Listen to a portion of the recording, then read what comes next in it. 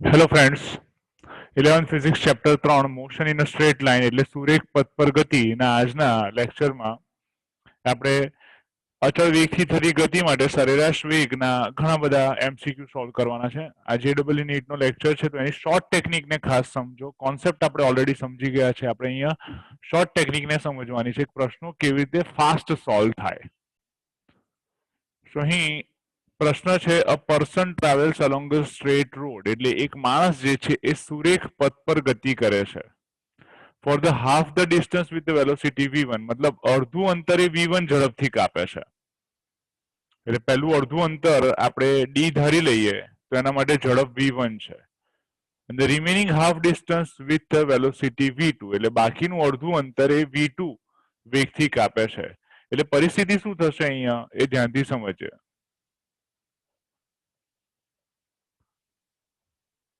એટલે હું ધારી લઉં છું કે d અંતરે v1 વેગથી કાપે છે તો d અંતર અને v1 ઝડપ હોય તો એના માટે સમય t1 થઈ જાય. એટલે આપણે લખીશું v1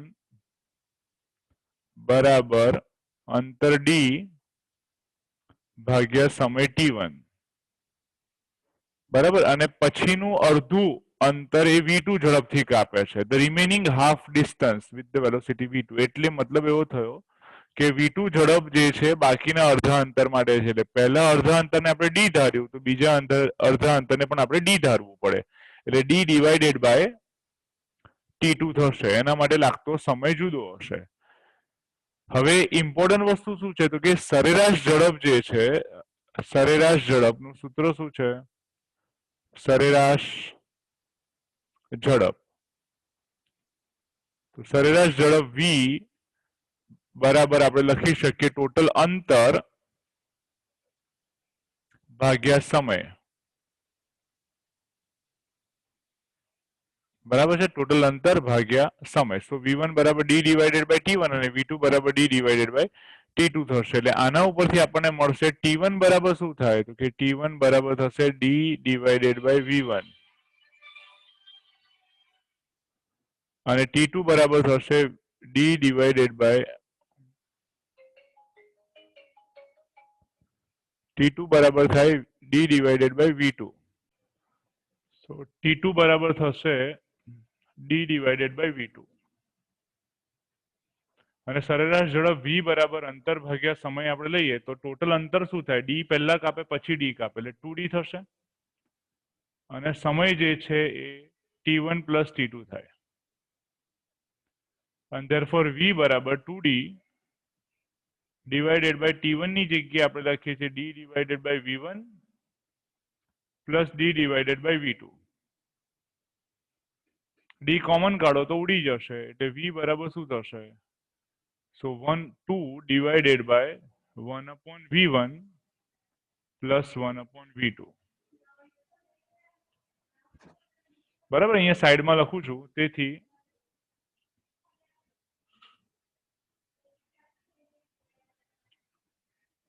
v is equals two થશે 2 છેદમાં આવે v1 પ્લસ v2 અને એના છેદમાં થશે v1 v2. v1 v2 ઉપર જાય તો સરેરાશ ઝડપનું મૂલ્ય થાય 2 v1 v2 upon v1 plus v2. એટલે હવે ખાસ આપણે યાદ રાખીએ કે જ્યારે બે સમાન ઝડપ હોય બે સમાન અંતર હોય અને જુદી જુદી ઝડપ હોય એટલે પહેલું અંતર v1 ઝડપથી કાપ્યું હોય અને બીજું અંતર v2 ઝડપથી કાપ્યું હોય તો તેની સરેરાશ ઝડપનું જે મૂલ્ય થાય એ 2 v1 v2 upon v1 plus v2 થશે. સરેરાશ ઝડપ v બરાબર શું થશે? 2 v1 v2 upon v1 plus v2 થશે. તો એ ખાસ યાદ રાખીએ આપણે v બરાબર 2 v1 v2 upon v1 plus v2 થાય. પણ આ સૂત્ર ક્યારે વાપરવાનું? આ સૂત્ર શોર્ટ ટેકનિક થઈ ગઈ. આ શોર્ટ ટેકનિક આપણે સમજ્યા. હવે નેક્સ્ટ ટાઈમ આ સૂત્રનો આપણે ડાયરેક્ટ ઉપયોગ કરીશું. 2 v1 v2 upon v1 plus v2. Right? 2 v1 v2 upon v1 plus v2. So that is v. Clear? Okay. બે અંતર સમાન હોય અને જુદી જુદી ઝડપ હોય ત્યારે આપણે આ સૂત્રનો ઉપયોગ કરીશું. A boy walks to his school at the distance 6 kilometre with the constant speed of 2.5 kilometre per hour. એટલે અહીંયા તમને અંતર આપેલું છે 6 કિલોમીટર. 6 કિલોમીટર અંતર છે અને એના માટેની જે ઝડપ છે એ v1 બરાબર 2.5 કિલોમીટર પર અવર છે.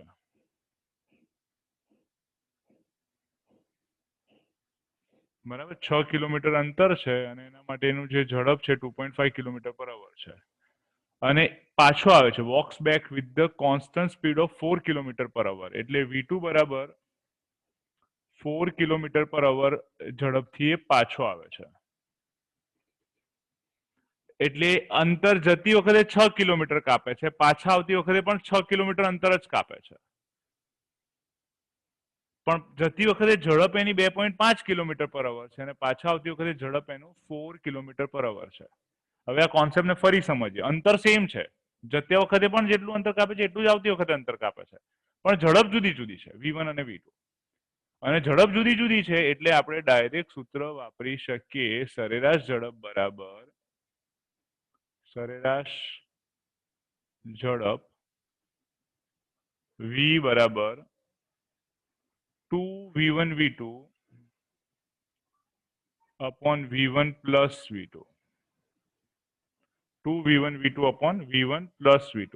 એ સૂત્ર ક્યારે વપરાય? જ્યારે અંતર સમાન હોય ને ઝડપ જુદી જુદી હોય. તો અહીં અંતર સમાન છે અને અંતર છે 6 જતી વખતે અને પાછા આવતી વખતે. ઝડપ છે 2.5 અને 4. તો કિંમત મૂકી દઈએ તો આન્સર આવશે 2v1 ની જગ્યાએ કિંમત લખીએ 2.5, v2 ની જગ્યાએ કિંમત લખીએ 4 છેદમાં v1 પ્લસ v2. v1 ની જગ્યાએ આપણે કિંમત લખીએ 2.5 પ્લસ v2 ની જગ્યાએ કિંમત લખીએ 4.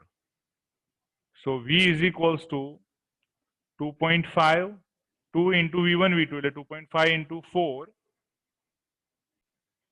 સો 10 થશે એટલે 2 into 10, ફરી બોલું છું 2.5 into 4 થઈ જશે 10 ગુણ્યા 2 ભાગ્યા 4 વત્તા 2.5 એટલે 6.5.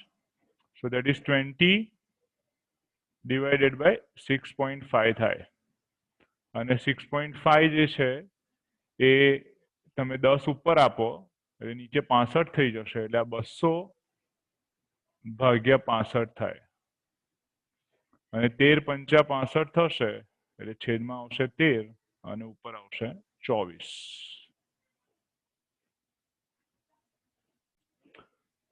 સોરી, અહીં મારી મિસ્ટેક થઈ ગઈ. જે 5 વડે ભાગશો તો ઉપર આવશે 40. સો 40 કિલોમીટર 40 ભાગ્યા 13 કિલોમીટર પર અવર એની એવરેજ ઝડપ થશે, સરેરાશ ઝડપ થશે. એટલે v બરાબર 2 into 10 divided by 6.5 કરીએ એટલે સૂત્ર ખાસ મગજમાં બેસાડો. બે સમાન અંતર હોય અને જુદી જુદી ઝડપ હોય તો 2v1 v2 upon v1 plus v2 થશે. સરેરાશ ઝડપ v બરાબર 2v1 v2 upon v1 plus v2 થાય. નેક્સ્ટ દાખલો જોઈએ. અહીં આપણે માહિતી આપી છે કે displacement time graph for two particles a and b are straight line. મતલબ અંતર વિરુદ્ધ સમયનો આલેખ છે એ અને બી બિંદુ માટે. એ અને બી બે બિંદુઓ પદાર્થો છે, બે પાર્ટિકલ છે, બે કણો છે અને તેમના માટે અંતર વિરુદ્ધ સમયનો આલેખ. અંતર વિરુદ્ધ સમયનો આલેખ સુરેખ છે.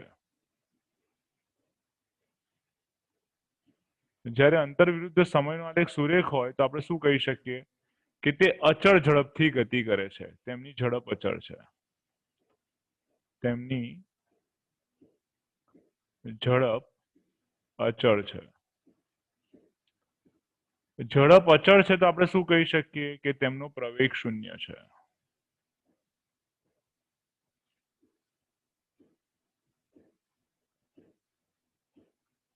આ બધા પોઈન્ટ છે જે આપણે જેડબલ્યુ નીટ માટે યાદ રાખવા ઇમ્પોર્ટન્ટ છે, એટલે મગજમાં બેસાડો.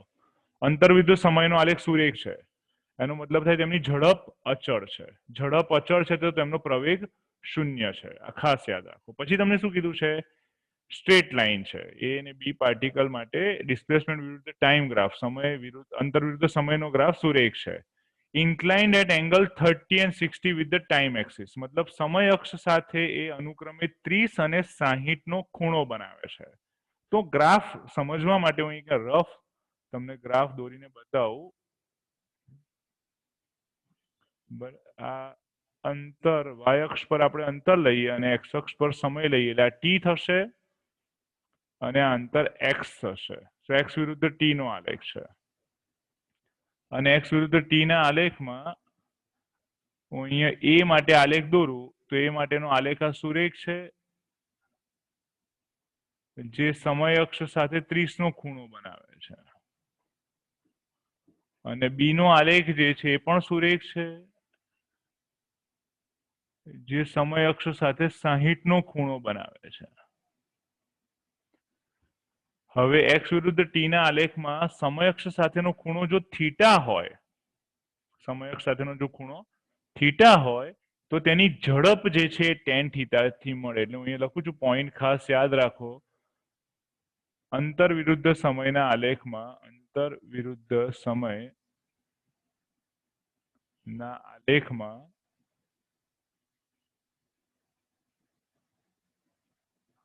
સમય અક્ષ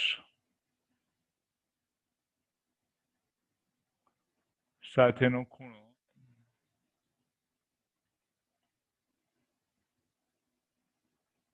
થીટા હોય તો અંતર વિરુદ્ધ સમયના આલેખમાં સમય અક્ષ સાથેનો ખૂણો જો થીટા હોય તો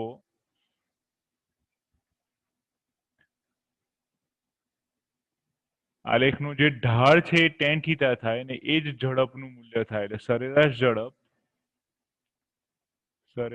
ઝડપ બરાબર સરેરાશ ઝડપનું જે મૂલ્ય છે ધેટ ઇઝ ઇક્વલ્સ ટુ થશે આલેખનો ઢાળ અને આલેખનો ઢાળ બરાબર થશે ટેન થીટા. એટલે આપણને શું કીધું છે તો કે આપણે ગુણોત્તર શોધવાનો છે તેમના અંતર વેગનો. તો વી એ એટલે એ ની ઝડપ ભાગ્યા વી બી એટલે બી ની ઝડપ બરાબર શું થશે તો કે ટેન થીટા એ માટે જે 30 છે અને બી માટે 1060 છે. 1030 ની જે વેલ્યુ છે એ થશે 1/√3 અને 1060 ની વેલ્યુ છે √3. આ √3 છેદમાં જાય તો 1/3 આન્સર આવે. એટલે એ અને બી ની જે ઝડપનો ગુણોત્તર છે એ આલેખના ઢાળ પરથી મળે. એટલે આલેખ પરથી આપણે ઝડપ કેવી રીતે નક્કી કરી શકીએ એ આપણે અહીંયા ખબર પડે છે. સો એક્સ વિરુદ્ધ ટી ના આલેખ માટે ખાસ યાદ રાખો, જો આલેખ સુરેખ હોય તો ઝડપ અચળ હોય, તેનો પ્રવેગ 0 હોય અને અંતર વિરુદ્ધ સમયના આલેખમાં સમય અક્ષ સાથેનો ખૂણો જો થીટા હોય તો સરેરાશ ઝડપ જે છે એ આલેખનો ઢાળ થઈ જાય. પ્લસ અહીંયા બંને એ અને બી બંને આલેખો કેવા છે તો કે સમય અક્ષ સાથે ઉપર તરફ છે. સમય અક્ષથી તમે એ બિંદુ તરફ જાઓ તો એ નો આલેખ જે છે ઉપર તરફ છે, એવો સમય અક્ષથી બી નો આલેખ પણ ઉપર છે.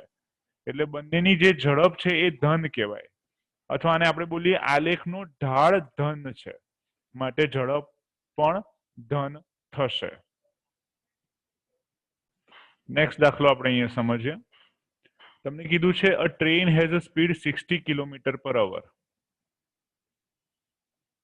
ટ્રેનની જે ઝડપ છે એ 60 કિલોમીટર પર અવર આપી છે ફોર ધ ફર્સ્ટ 1 અવર,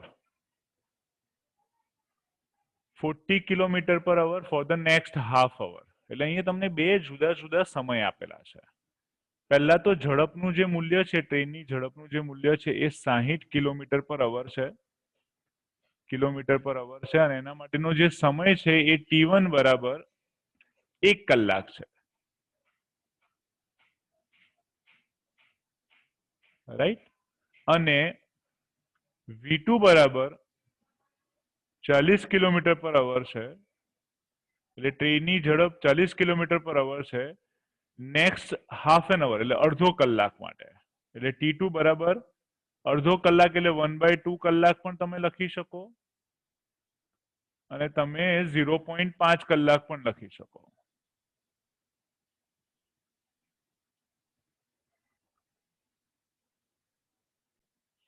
સો આપણી પાસે બે જુદા જુદા વેગ છે અને બે જુદા જુદા સમય છે. હવે તમે ઇન્સ્ટન્ટલી એવું કહી શકો કે v1 વેગ 1 કલાક માટે v1 બરાબર 60 કિલોમીટર પર અવર હોય ને 1 કલાક માટે અંતર કાપે તો એ 60 કિલોમીટર અંતર કાપે. સિમ્પલ. સો આના માટે અંતર d1 બરાબર 60 કિલોમીટર થાય. અને v2 બરાબર 40 કિલોમીટર પર અવર થી અડધો કલાક માટે અંતર કાપે તો અડધું અંતર કાપે એટલે d2 બરાબર 20 કિલોમીટર થશે. અને સરેરાશ ઝડપ માટે આપણી જોડે સૂત્ર શું છે? સરેરાશ ઝડપ. તો સરેરાશ ઝડપ માટે આપણી પાસે સૂત્ર છે ટોટલ અંતર ભાગ્યા સમય. અંતર ભાગ્યા સમય. અંતર થઈ જશે d1 પ્લસ d2 અપોન સમય થશે t1 પ્લસ t2. તો સરેરાશ ઝડપ v બરાબર શું થાય છે? d1 plus d2 is equals to 60 plus 20 divided by total સમય જે થશે એ 1 કલાક વત્તા 0.5 કલાક એટલે ટોટલ ઉપર 80 કિલોમીટર ડિવાઇડેડ બાય 3.5 થાય. સોરી 1.5 થાય એટલે 3/2 થશે. 1.5 થાય એટલે આપણે 3/2 લઈ લઈએ. 1.5 એટલે v બરાબર શું થશે? તો ઉપર 80 કિલોમીટર ડિવાઇડેડ બાય 3/2 થયું અને ધેટ ઇઝ ઇક્વલ્સ ટુ 2 ઉપર જાય તો 8 દુ 16 એટલે 160 કિલોમીટર ભાગ્યા 3 થશે. 160 કિલોમીટર ભાગ્યા 3 થાય એટલે આખી વેલ્યુ થઈ જશે 53.33 કિલોમીટર પર અવર.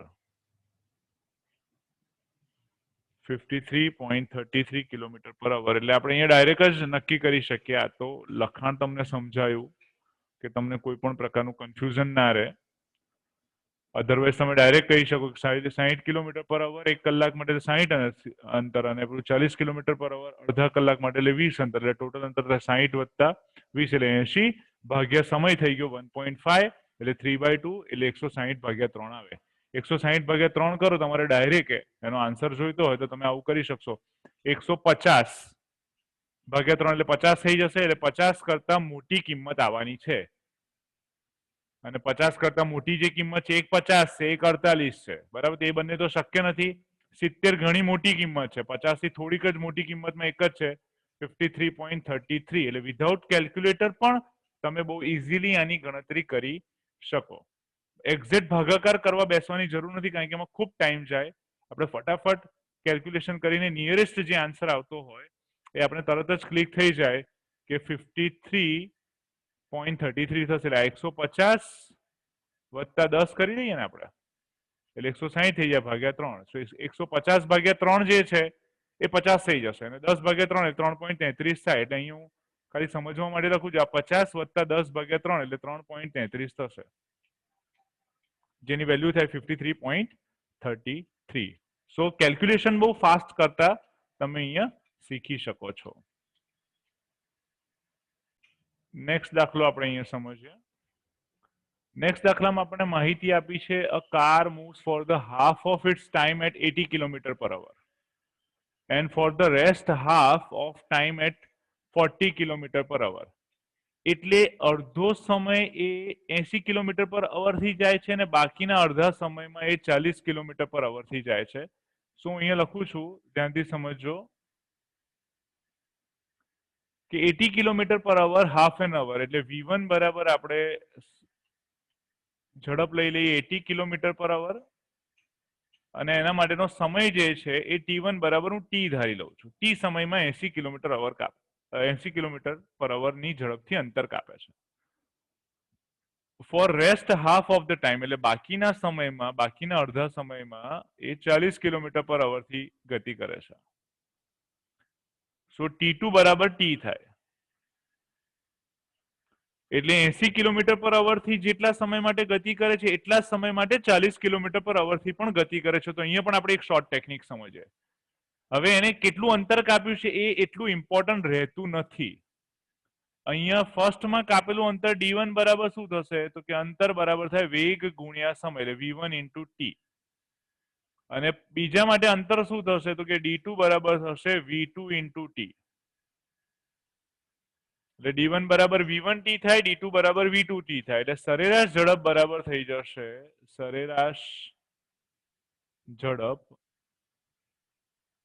અને સરેરાશ ઝડપ v બરાબર થશે અંતર ભાગ્યા સમય. અંતર એટલે d1 પ્લસ d2 થાય,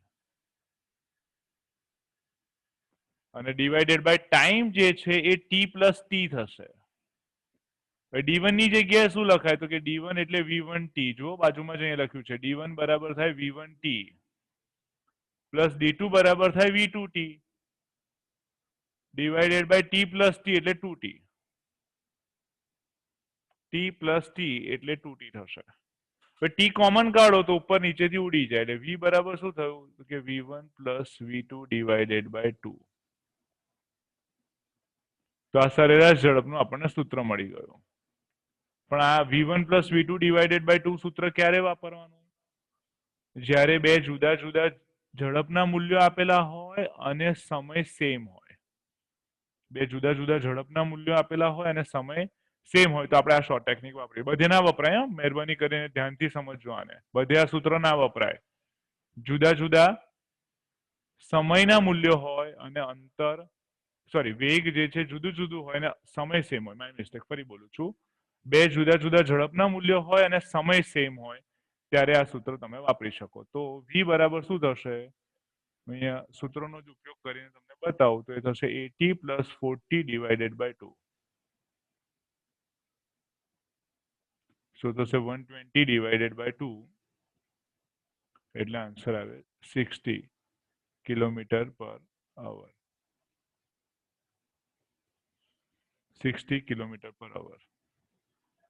એકમ ખાસ મગજમાં બેસાડજો, કિલોમીટર પર અવર છે. ઓકે, સો આપણે આગળ ભણ્યા હતા એમાં અંતર સમાન હતા અને જુદા જુદા વેગ હતા ત્યારે સૂત્ર હતું v બરાબર 2v1 v2 upon v1 plus v2. અહીંયા જુદા જુદી ઝડપ છે પણ સમય સમાન છે તો આપણે સૂત્ર લીધું v1 plus v2 divided by 2. અહીં આપણને નેક્સ્ટ એક્ઝામ્પલમાં માહિતી આપેલી છે કે 150 મીટર લાંબી એક ટ્રેન છે જે uniform velocity of 45 kilometre per અવર થી ગતિ કરે છે. તો ટ્રેનની લંબાઈ આપેલી છે આપણને 150 મીટર. લંબાઈ L is equals to 150 metre, બરાબર. અને moving with uniform velocity 45 kilometre per hour, એટલે એની જે ઝડપ છે એ 45 કિલોમીટર પર અવર છે.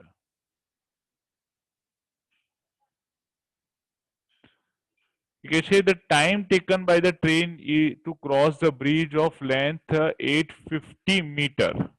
એટલે આ ટ્રેનની જે લંબાઈ છે એને હું L1 કહી દઉં તો બીજી લંબાઈ જે આપેલી છે એ 850 મીટર છે, બરાબર છે. 850 મીટર થશે. સો બેઝિક ઇન્ફોર્મેશન આપણી પાસે આવી ગઈ છે. હવે ટ્રેન ક્રોસ કરે જ્યારે બ્રિજને તો એના માટે લાગતો કુલ સમય આપણે શોધવાનો છે. ટ્રેન બ્રિજને ક્રોસ કરે તેના માટે લાગતો કુલ સમય. સો અહીં આપણે સૌથી પહેલો કોન્સેપ્ટ એ સમજીએ કે વેગનું જે મૂલ્ય છે 45 કિલોમીટર પર અવર આપેલું છે, કિલોમીટર પર અવરમાં છે, અને લંબાઈ જે છે મીટરમાં છે. એટલે v બરાબર તમારે પહેલા એને મીટર પર સેકન્ડમાં ફેરવવું પડે. હવે મીટર પર સેકન્ડમાં ફેરવવા માટે 1000 વડે ગુણવું પડે અને 3600 વડે ભાગવું પડે. પણ યાદ રાખો 36 કિલોમીટર પર અવર હોય તો એના માટે ઝડપનું મૂલ્ય 10 થાય.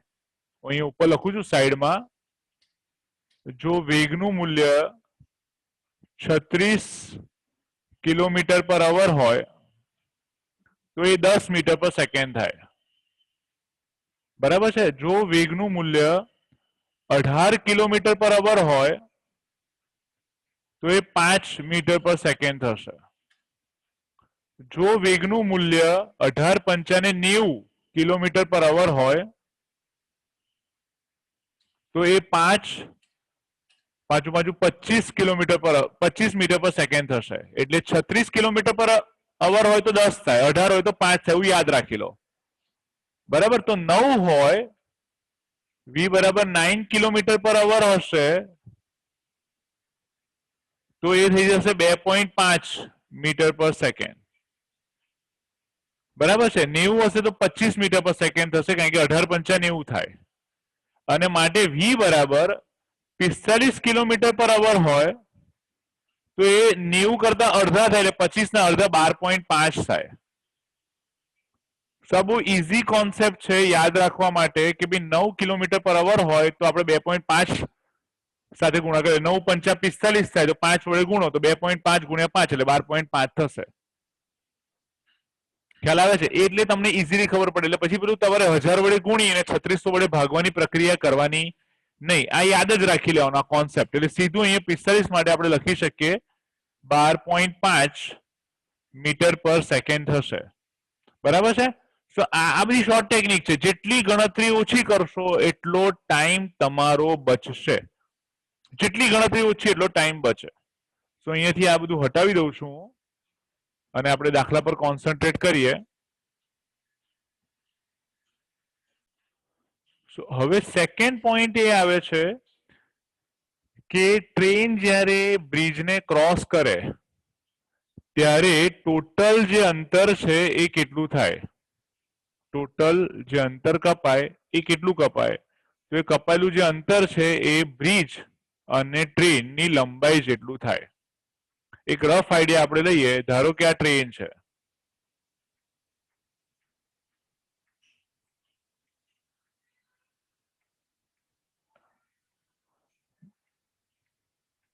બરાબર. આ ટ્રેન છે અને જે બ્રિજ છે એ માની લો કે આ બ્રિજ છે.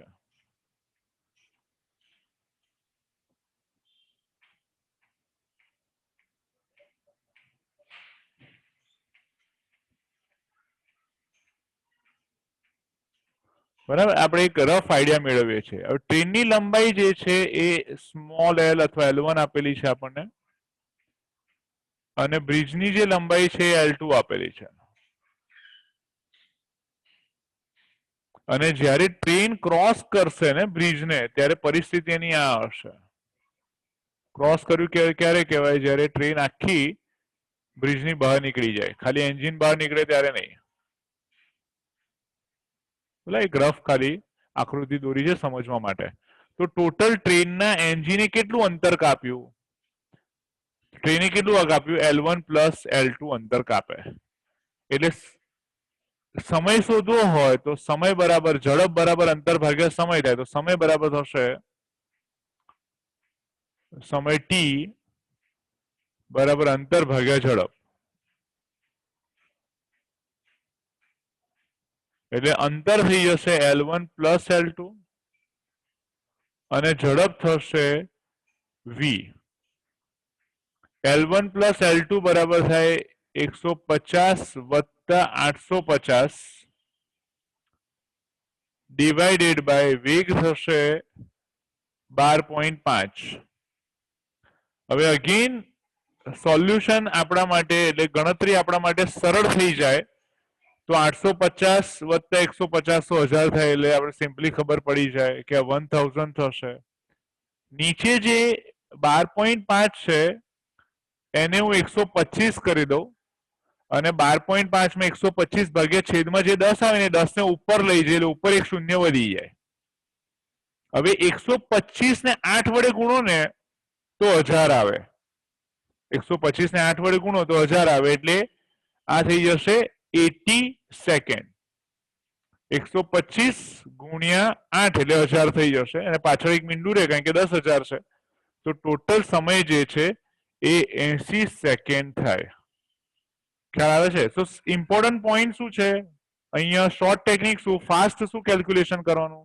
તો પહેલા તો વેગને ફેરવતા શીખો મીટર પર સેકન્ડમાં. ખાસ મગજમાં બેસાડો. કિલોમીટર પર અવરથી આ દાખલો ન થાય કારણ કે અંતર મીટરમાં આપ્યું છે. કાં તો પછી અંતરને તમારે કિલોમીટરમાં ફેરવવું પડે. હવે એવું કરો તો બી પ્રોબ્લેમ થાય. કેમ? તો કે સમય જે કલાકમાં આવે પાછો એને સેકન્ડમાં ફેરવવો પડે. એના કરતા આપણે મીટર પર સેકન્ડમાં, કારણ કે ઓપ્શનમાં બધે સેકન્ડ આપેલા છે, તો મીટર પર સેકન્ડમાં ફેરવવું વધારે સારું પડે.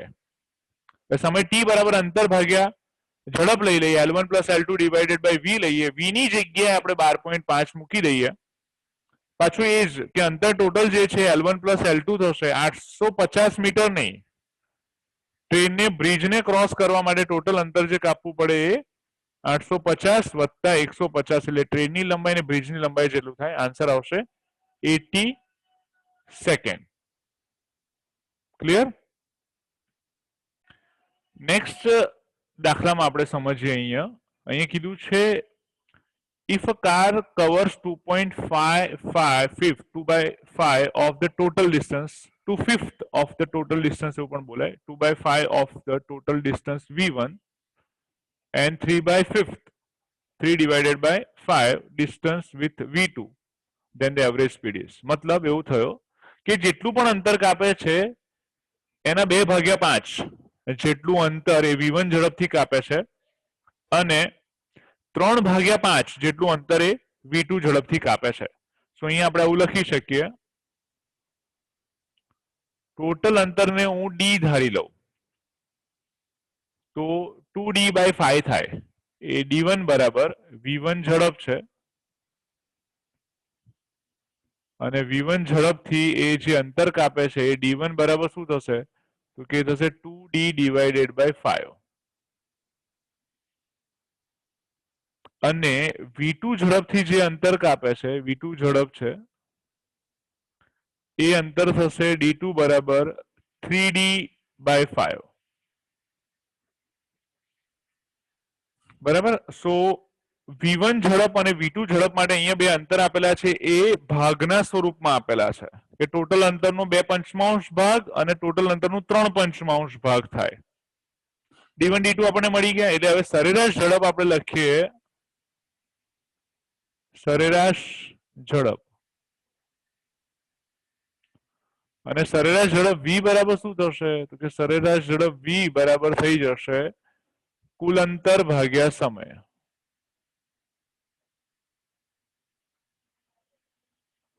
સો કુલ અંતર થશે D1 પ્લસ D2 અને સમય થઈ જશે T1 plus T2. D1 plus D2 અંતર થશે અને સમય T1 પ્લસ T2 થશે. હવે આપણે સમય પર ફોકસ કરીએ તો સમય T બરાબર શું થાય? તો અહીંયા સાઈડમાં લખું છું. V1 બરાબર તમે લખી શકો D1 ડિવાઇડેડ બાય T1 અને માટે T1 બરાબર થાય D1 ડિવાઇડેડ બાય V1. તે જ રીતે T2 બરાબર થઈ જશે D2 ડિવાઇડેડ બાય V2. આપણે ખબર જ છે. સો T1 અને T2 ની આ કિંમત આપણે મૂકીએ તો શું થશે? V બરાબર D1 ની જગ્યાએ હું લખું છું 2D/5, D2 ની જગ્યાએ હું લખું છું 3D/5, T1 ની જગ્યાએ આપણે લખીશું D1 ડિવાઇડેડ બાય V. હવે D1 ની કિંમત અહીંયા મૂકું ને તો 2D/5 છે, એટલે આ થશે 2D ડિવાઇડેડ બાય 5V1. એવી જ રીતે D2 ની કિંમત અહીંયા મૂકો તો એ થશે 3D ડિવાઇડેડ બાય 5V2. બરાબર? સો અહીંયા T1 ની જગ્યાએ લખશો 2D divided by 5V1 plus આ થઈ જશે 3D ડિવાઇડેડ બાય 5V2. હવે ઇન્ટરેસ્ટિંગ વસ્તુ એ છે કે ઉપર નીચે અંશમાં D છે તો D ઉડી જશે અને 5 ઉડી જશે.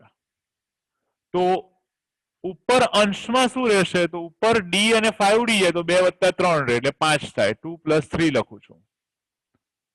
અને નીચે D ઉડી જાય તો શું રહેશે? કે 2 divided by V1 plus 3 divided by V2.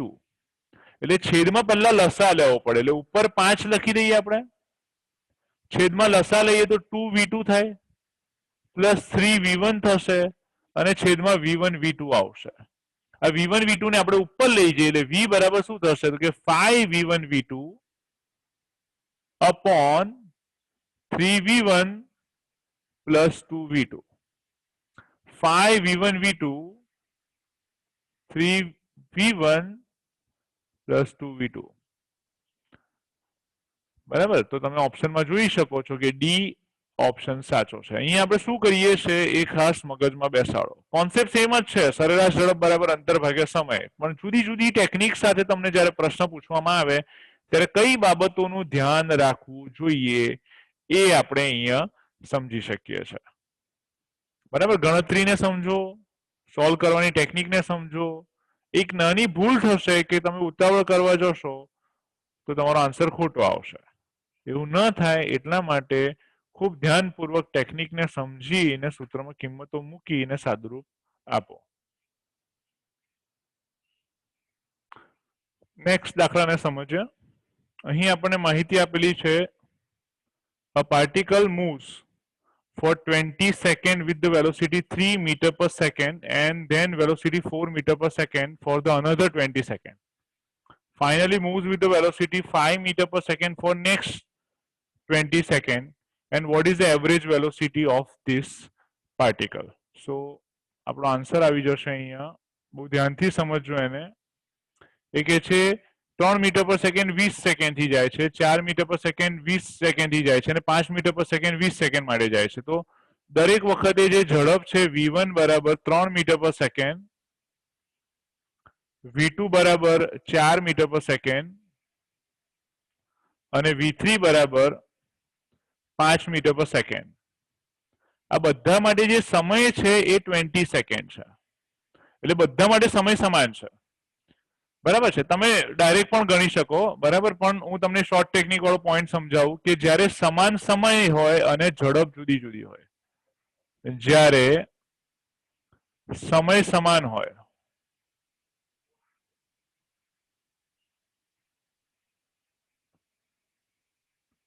અને ઝડપ જુદી જુદી હોય,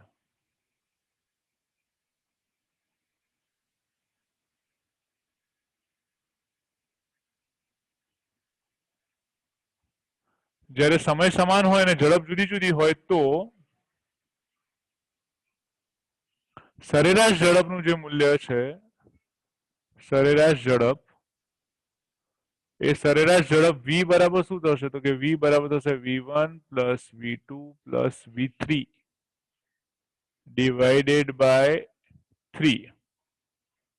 અને 4 ઝડપ હોય તો તમે શું કરશો? v1 plus v2 plus v3 plus v4 divided by 4. 5 હોય તો અને n હોય તો બધાનો સરવાળો ભાગ્યા n. આ ક્યારે થાય? જ્યારે સમય સમાન હોય તો. ખાસ યાદ રાખો, સમય સમાન હોય તો. and therefore v બરાબર તમે લખી શકશો, બધાનો સરવાળો કરો એટલે 3 plus 4 plus 5 divided by 3. and therefore v is equals to શું થશે? so એ થશે 4 મીટર પર સેકન્ડ. 5 ને 4 9, 3 12, 12 ભાગ્યા 3 એટલે 4 મીટર પર સેકન્ડ થાય. સો 4 મીટર પર સેકન્ડ તમને અહીંયા સરેરાશ ઝડપનું મૂલ્ય મળ્યું. ક્યારે? સમય સમાન હોય તો. આજે જે શોર્ટ ટેકનિક અને ટેકનિક ભણ્યા એને વારંવાર રિપીટ કરો. તમને એક્ઝેક્ટલી ખબર પડવી જોઈએ અને જાતે સોલ્વ કરવાનો પ્રયત્ન કરો.